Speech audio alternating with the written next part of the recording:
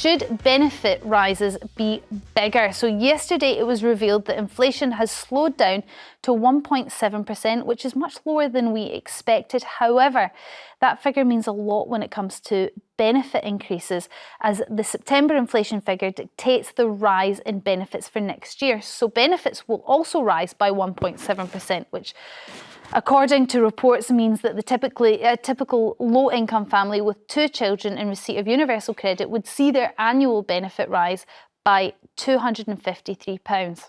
However, pensioners are due to see a rise of 4.1% to their pensions due to the triple lock, which means their rise over the year is going to be £460. Big difference there. So should benefit increases be at the same rate as pensions, or do pensioners deserve a bigger increase? Lynn, I'm going to start with you on this one. I think now more than ever, I'm happy to see an increase for pensioners, a lot higher, for the simple fact of the winter fuel allowance is going to be cut for many. I think when we look at pensioners, they have been here, they've worked for a long time, they've put their energy, and not even just about working, they've given to society throughout the years. They can't just get up and go and get a job like many people on benefits that are able to work and for whatever reason do not. Now, if there was a discussion around increase for those on disability, ESA, then I would say the conversation needs to be opened a little more. But when you have a look at those who are able to get into work and they're on benefits, I don't believe that benefits, a life on benefits, should be comfortable. You should feel uncomfortable that you really just want to get back into work. There was a study done to say if you have all of the benefits on universal credit, on average you'll make about $26,000 a year. But on top of the $26,000 a year, you have free prescriptions, you have discounted travel, you have discounted so many things across the board while having that income for housing and living allowance of $26,000 a year. Now, if you go and get a job for $28,000 a year, you will be worse off. So how can we tell a society you'll be better off in benefits than if you go out there and grind? And we can see from the Labour Party, who are actually left of politics, they can see how devastating it is that we're seeing vast amounts of people that are no longer in work. And maybe Bobby Lynn has a point here. Actually, benefits were set up to be a crutch to rely on in really hard times. They weren't supposed to be something that you live on for years and years and years. Maybe making it more comfortable and putting it up to the 4.1 in line with pensioners would just make it that little bit too comfortable. I don't think it makes it a little bit too comfortable. The reason we're now talking about benefits not just being a crutch, because universal credit is actually paid out. 40% of people on universal credit are actually working as well. That's because we've moved to the point where we know our wages don't cover everything post-cost, the cost of living crisis and everything else. So I think the idea, maybe not a triple lock, but an idea where we do look at benefits more in line with inflation, more in line with... And how would we afford it? Because it's already costing the purse, the Treasury, millions, and it's projected to almost double in the next 10 years. So how would we go about paying for that and facilitating to increase as much as what pensioners are getting?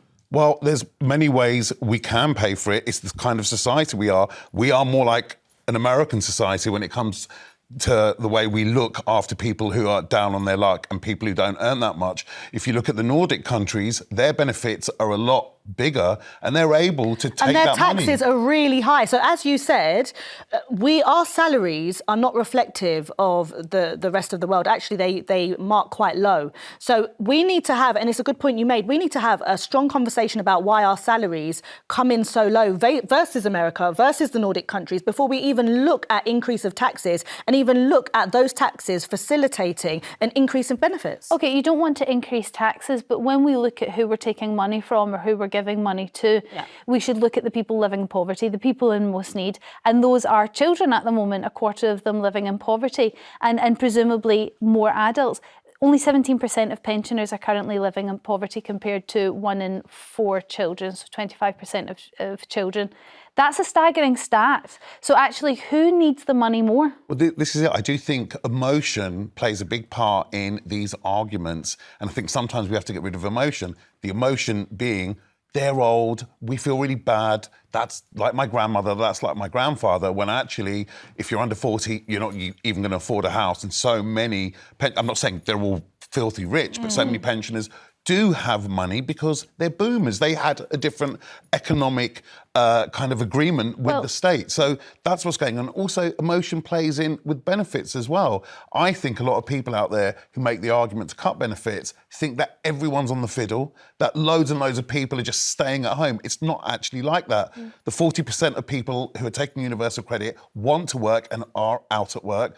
I worked in a food bank for a year and a half, and when you see those families coming in and you see it in real three-dimensional life and you're talking to them, you suddenly realise, oh my gosh, the people fiddling it are a minute percentage. But then what do you say to those people that, and there's many of them, that refuse to take handouts from the state and they crack on and they go and work every day, day in, day out, and then they look at the people on benefits that's opted to go on benefits and they have better lives on benefits than those who are actually making our country tick, run. The ones that are in public sector, the ones that are cleaners, the ones that are, you know, at the supermarket, they could easily say, you know what, if I see such a huge increase in benefits, why the hell should I bother? But they don't do that, and the reason they don't do that is because they don't, for whatever mental health reasons, want to end up on benefits because they realise actually having a job is really good for the soul. OK, let's go to the calls then and see how you at home feel about this. Georgette from Murray, what's your view? Hello, love. Hi, panel. Hi. I've muted my telly, I've remembered. Tremendous, thank you very much for that. So what's your view on the benefit rises compared to the pension rises? Right, I am a pensioner. I am 68 this year. So, yes, I get my pension. Okay. I don't get pension credit because I am 50 pence over the limit. Yes. Now, I understand that pensioners got a rise last year in April and we're getting one this year. But what they've forgotten, and nobody seems to say this is driving me crackers. The pension limit that you're allowed to earn was frozen. We got a rise last year. We're taxed. We get a rise next, like April, we are taxed. Benefits are not taxed. Now, I'm not talking about people that can't work. I'm talking about people that can't be bothered to work. Why should I, who have worked all my life, pay for people who can't be bothered to get off their backside? Now, please don't tell me there's not a lot of them out there. I actually know people that do, and they get a damn sight more than I get. I mean, I can't tell you how many of them are out there because there's no stats on it. Obviously, they're not very good at coming forward and putting their hands up and saying, "Hey, I'm fiddling the state." No, there is a stat on fiddling. Okay. 3.9%. I don't know if that's going to be truly reflective. Like you said, people are not going to be forthcoming with, you know, I just actually can't be bothered. And me working in welfare to work, I saw many of these people that would purposely work under the 16 hours so they could still get that top up and additional benefit. But Georgette has a really good point here. Pensions are not a benefit. Pensions have been paid into the system. They've contributed, even if they've not worked and they've been a stay-at-home mum or whatever. We all agree now, we all see that that is a benefit to the economy. You are still contributing massively. They've contributed to the state. They are now getting taxed on their pension, but benefits aren't being taxed. So it's a considerable difference between the two. They are not the same thing, Bobby. They're not the same thing. I understand that. And I also Georgette, I just want to say, I feel for you and I totally understand. You put you've worked all your life and you're getting your pension now. I just think sometimes the politics of envy comes in. I'm not saying you're envious, Georgette, but... Well, maybe she is. Georgette, are you a bit envious? Are you a bit annoyed that you've worked all your life? Now that you're... I wouldn't have had it any other way because I feel I put my whole heart and soul into society and I've helped. And more power to you, Georgette. That's why. So do you think they should get the same as pensioners? They're not getting the same. And do you think the increase should reflect what the increase will be for pensioners? I think the increase is about the cost of living. It's not playing one team off against the other. The reason we want to do those increases in cost with the inflation or But Bobby, wages. you're not answering the question. Do you think that the benefits increase should be exactly the same as what pensioners are getting? No, taking into account they're going to be taxed and they've paid in and they've worked all their life. Do you think it should be the same? I think I don't have a problem with that, no. Okay. Georgette, thank you very much for your call. And also just bringing up the fact that you're right, pensions are taxed at a certain level. Mandy from Glamorgan, how do you feel about the benefits rise? Do you think it should be more or it's about right? Good morning, everybody. Basically, what it is, I'm on carers allowance. I had packing with 12 years ago. Looked after my mum, now I'm looking after dad. I sleep 3 hours a night. I'm fighting to go to bed on my own house just in case I need to wake up quickly. Oh, and I look after him between 17 and 18 hours a day. I'm in my 60s, which my mental health is really bad. My physical health is starting to deteriorate. And it's all according to what benefit it is, because £81 some odd a week for carers allowance. It's really bad, you know what I mean? So it's all according to what the benefit is. So, well, I mean, you're 60 now, so when will you start collecting a pension? When will that happen? In about 5 years' time? I'll be 63 now, coming up in a couple of months. Okay, so so at this point, are you really looking forward to collecting your pension because it's going to be a big jump up for you?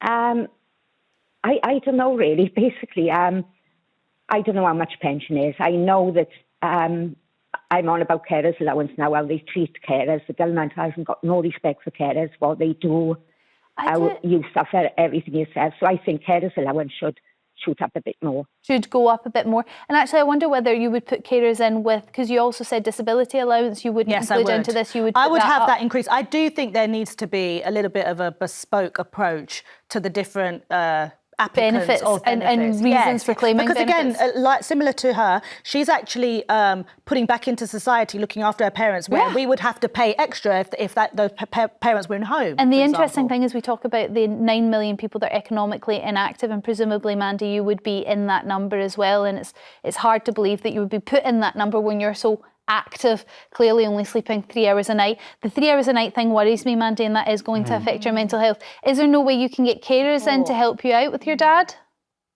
Basically, Mum had to go in residential because she had dementia and she was turning violent, which Dad couldn't get out of the way. It was a hard decision to make because she was actually born in the house that they live in now 80 odd years ago. So basically, Dad has got to pay so much towards Mum being in, so we can't afford to get carers in for Dad. But you shouldn't have to pay necessarily for carers. The NHS should be helping you out with that. They're not. It's so hard. They make things so difficult, paperwork, and I'm dyslexic as well, which makes things even worse. They make things so hard. And when I reapplied for Dad, a friend of mine filled in the forms 4 times for carers allowance for my dad because I had to swap over what I was for Mum for Dad, look. And basically, it took nearly 11 months of them saying they didn't receive it, even though they were reading when my friend was sending it via the internet. Mandy, and she done all that for me. This is really harrowing to hear, but I don't think it's an unfamiliar story perhaps to a lot of our viewers at home. I think the application and things can be very complicated, and I'm dyslexic as well, so I feel your pain with that one. But maybe citizens' advice, there has to be some other help you can be getting. You need a good night's sleep, Mandy, particularly if you're doing that level of caring. Thank you very much for your call and again bringing up another element to this debate. Thank you. Louise from Liverpool, what's your view on this one? Do benefits need to increase, or do we need to stop talking about universal credit and benefits as one big lump? Do we need to, as Lynn says, pick out certain areas in which we do need to increase them quite substantially, and maybe carers and disability allowance is 1, 2? Louise. To be honest, hiya. To be honest, I feel like we need to look at what's going on around people's lives, because obviously disabilities, they do affect people. We need to obviously help them where it can. But like me personally, I went to college, doing my beauty, stuff like that. I would go to the employment office just to help with financial, get a bit of universal credit income coming in. Yes. People will be doing drugs and going into employment office, so it's like misusing the system. It's really difficult when you see situations like that, but I suppose we can't. Can we judge people in seeing someone from one instance? We don't know what's happened to these individuals which have left them in this state. We don't know what support they're getting. Maybe they're getting help for addictions and things. Does that put you off then, putting the benefits up for people? It does, yeah, because you feel like they're misusing it and not using it for what I would say the correct reasons. I mean, a lot of people feeling very hard done by, particularly if you went to college, you're working and you're still having to top up your wage with universal credit, and then seeing people that are probably not working, not went to college, and in misusing the system. There does seem to be a lot of anger towards people that are not using the system in the way that we would like. I would stop money benefits. For drugs? If people can't prove that they're evidencing their time while on benefits to look for a job, engaging in community initiatives, so on and so forth. But hold on, aren't benefits there to help people at the worst moments of their life? And when they're in the absolute throes of addiction, we're talking alcohol, gambling, doesn't really matter what it is, they are at the lowest point in their life. And isn't that the time when actually that's when social services, that's when we all as a society need to come in and help these people, help them out of their addiction? I would ensure that work. there's help, but it would be very tailored to those sorts of situations. So they would have to enrol on a programme to get them clean. Okay. They would have to have things like food tokens and things like that. So the money is not just spent on alcohol and drugs, and they're caught in this cycle of benefits facilitating their habits for over 10 years. And I've seen it so many times. I haven't got an issue with what you're saying, Lin Mei, in terms of bespoke, kind of services and answers. And then on top of that, getting in there and making sure people don't fall into that trap. for Exactly, years. yeah. But there's a reason why they're called benefits, okay? Whether you want to call it a crutch, apologies. That's them calling you.